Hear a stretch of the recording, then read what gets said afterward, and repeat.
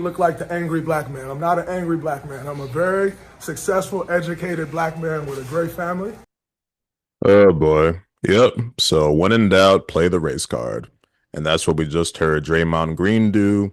That was after the Warriors Timberwolves Wolves game 2 last night, where Warriors got their butts handed to them, expectedly so, because it was pretty much a must win for the Timberwolves. Can't go 2-0 down from your first two home games. But anyway, after during the game, Draymond had his usual shenanigans when it came to technical fouls, getting angry at the refs, typical bullshit that he does. He had some kind of maybe interaction with a fan on a bike where the fan got kicked out. They're saying it might have been a racial slur. Who knows? Not something that's super uncommon when it comes to interaction between players and fans. But regardless, after the game, he had not a press conference, but he did like an impromptu media kind of phone thing where he put out a message. At least that's what it's reporting it was. And it was what you just heard him saying, I'm tired of being portrayed as an angry black man. I'm a well-educated, respected black man with a family, blah, blah, blah, all of that, all that. And it's like, what the hell does any of that have to do with your antics on the court? With respect, no one gives two shits about your family, your education, all that. I mean, hey, good for you for having that. But that's not what people care about on the court. People care about your antics when it comes to things you do on the court. And it's been well documented that history. When it comes to technical fouls, flagrant fouls, towing the line, acts of violence that's just like, whoa, what the hell is that? A lot of that over the last few years.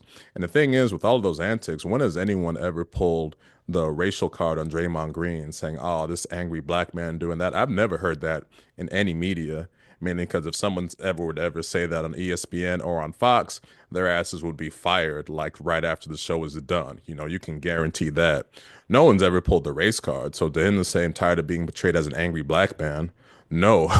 What people recognize is that you are an NBA player with a lot of anger that you exhibit and you happen to be black, but no one really cares about the racial thing. But this whole thing of trying to play the victim is just so goddamn ridiculous because it's all like, ain't no one forcing you to do all this crazy stuff, man. I mean, the technical fouls, I mean, he just piles up the technical fouls, most technical fouls, definitely since, Rasheed Wallace previously. But Rasheed Wallace, his whole thing was just getting into sort of verbal spats with the refs. He didn't really have a whole lot of things, at least if I'm remembering right, when it came to like flagrant fouls, towing that line physically, all that, even though Rasheed Wallace, you definitely don't want to mess with them. But Draymond is totally something different, man. When it comes to being that enforcer, which every team needs an enforcer, definitely a team like the Warriors, where your best player is Curry, having that kind of bouncer type personality, like Draymond Green, that's definitely helpful. But it's just been shown repeatedly that the man just crosses the line a whole lot of times. I mean, just look at the last few years when it came to in the playoffs a couple years ago when he did that stomp on Sabonis. That was crazy. Obviously, when he did the chokehold on Rudy Gobert, that was just like, whoa, that was some just real unbridled aggression, just kind of uncomfortably so. You look at, with Yusuf Nurkic, it was last year, I think it was last year, where he did just this wild fling where he just kind of cocked him with a punch, basically on in the head. And that one got him some kind of lengthy suspension, had to go to anger management. Because, like, you look at all these incidents that pile up. Oh, and how can I not even, forget punching your own teammate?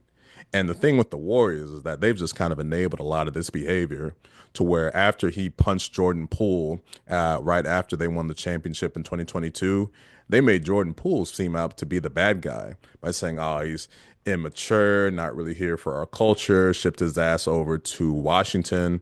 And they didn't really give Draymond Green any kind of punishment at all. So they've been enabling this behavior for years, even though the ultimate incident was how he cost that team a shot of real immortality in 2016, where he got either it was a flagrant foul or technical foul on LeBron for trying to like punch him in the nuts, and that got him a technical foul.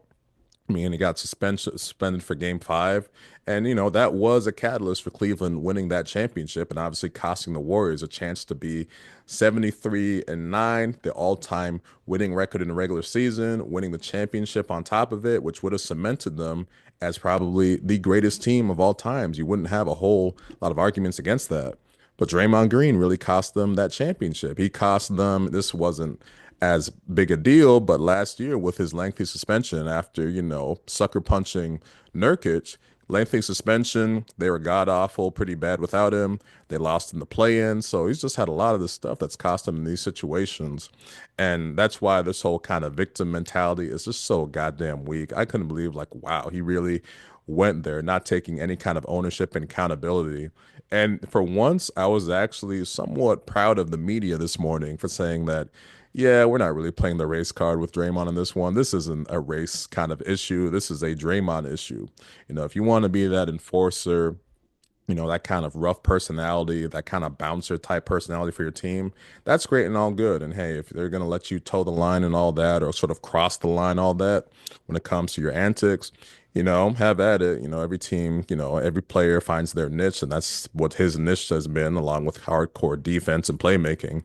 But just don't try to play the victim after that. Even Stephen A. Smith, the ultimate guy when it comes to playing the race card and all that, he said, yeah, you need to take some accountability for all this, Draymond. This is really on you. Even though, you're a good dude off the court, but your antics on the court, nah, this ain't no race thing portraying you as some angry black man. So that was just kind of ridiculous right there. So NBA players, well, really just sports in general, it's so goddamn easy to play the race card. We saw a lot of that bullshit when it came to the Shador Sanders slide during the draft a couple weeks ago. Obviously we've seen it plenty of times beforehand. Saw with Draymond just now is a ridiculous take, that one that just has kind of no merit when you look at his lengthy list of antics on the court.